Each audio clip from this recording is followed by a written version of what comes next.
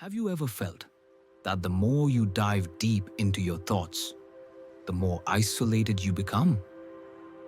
The more you understand the world, the less people seem interested in hearing your ideas. It's not just in your head. Society has always been wary of deep thinkers, not because they're wrong, but because they see what others refuse to acknowledge. History bears witness to this. From Socrates to Galileo, from Tesla to Schopenhauer, brilliant minds have often been silenced or rejected, not because they lacked intelligence, but because their insights made others uncomfortable.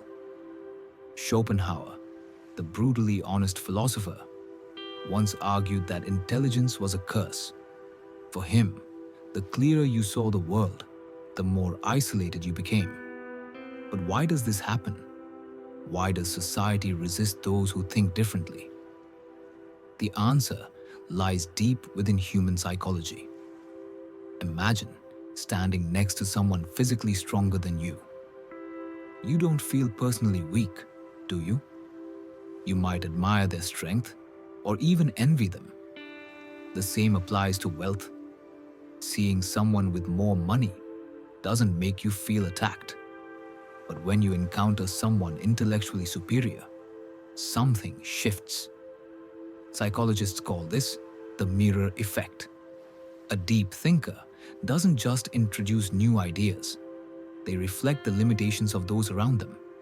And the human ego doesn't take kindly to that. Here's why.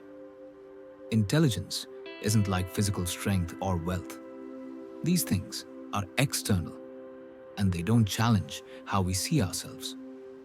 But intelligence goes right to the heart of our self-perception. When we meet someone who challenges our most fundamental beliefs, who questions what we take for granted, it can feel like an attack on our very sense of identity. That's why, throughout history, deep thinkers have been pushed to the fringes of society. Their insights don't just question ideas, they challenge egos. And humans will go to great lengths to protect their egos. Think about your own life. Have you ever shared a complex thought with someone, only to be met with blank stares or awkward silence? Have you noticed how conversations often shift when things start getting too deep? This isn't by accident. It's a defense mechanism.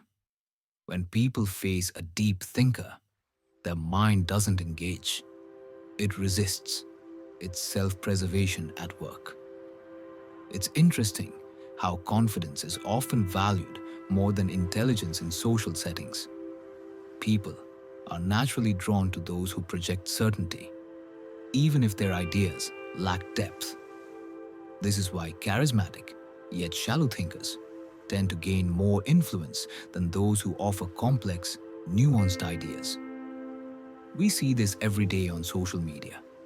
Content that's emotionally charged, controversial, or just plain simple often goes viral. It's not that people don't value deep thinking. It's just that simplicity and predictability are more comforting. Deep thought, on the other hand, often feels like a threat. Now, the scientific side of this makes things even more intriguing. Modern neuroscience has shown that when people feel intellectually inferior, the brain's amygdala, the part that detects fear and threats, becomes highly active. In other words, when we encounter someone who is smarter than us, our brains react like we're facing a physical danger. This is a primal survival instinct. For most of human history, survival wasn't about being the smartest. It was about fitting in with the group.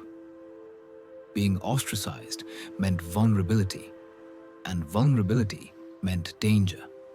So, when a deep thinker enters a social setting, they disrupt the social harmony, and that feels threatening on a fundamental level. But why does society respond this way? Why is intelligence perceived as a danger?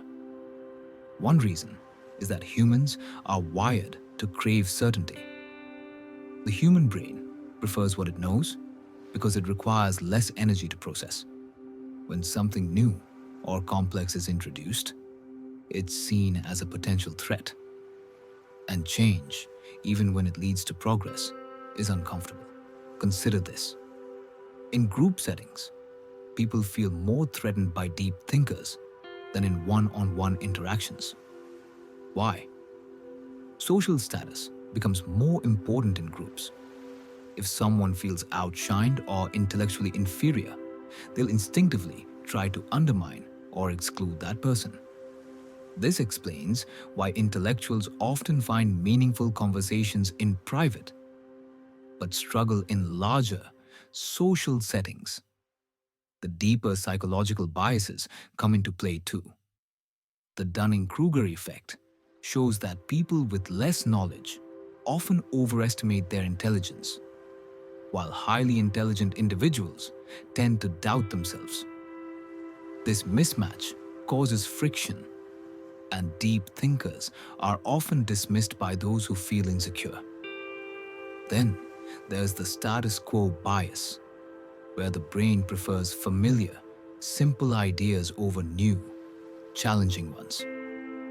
And the backfire effect, when confronted with ideas that contradict their beliefs, people often double down on their original views instead of changing their minds.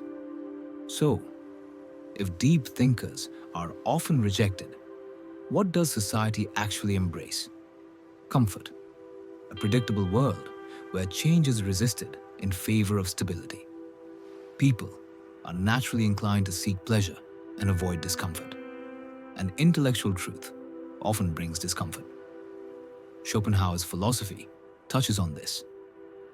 He saw intelligence not as a gift, but a burden. Deep thinkers often find themselves disconnected from society because they seek truth, not comfort. They value depth, while society values simplicity. But here's the thing. Society isn't completely against deep thinkers. It just struggles to accept them in real time. History shows that the greatest minds were often rejected during their lives. Socrates was sentenced to death for questioning authority. Galileo was imprisoned for challenging religious dogma. Nietzsche was dismissed as mad. Tesla was forgotten in his time, even though his ideas were revolutionary. These thinkers weren't wrong. They were simply ahead of their time. So, what can deep thinkers do? First, embrace solitude. Use your alone time for creative and intellectual pursuits, rather than seeking validation from those who don't understand. Engage with people who appreciate your depth, whether in books, exclusive intellectual circles, or online communities. And be wise in how you share your thoughts. Not everyone is ready for deep conversations, and that's okay. In the end, society doesn't fear intelligence itself. It fears what intelligence reveals. It fears change. Deep thinkers aren't rejected because they're wrong. They're rejected because they're right. Too soon. But that doesn't mean you should stop thinking deeply. Your thoughts are valuable, and while they may be uncomfortable for some, they're the ones that push humanity forward.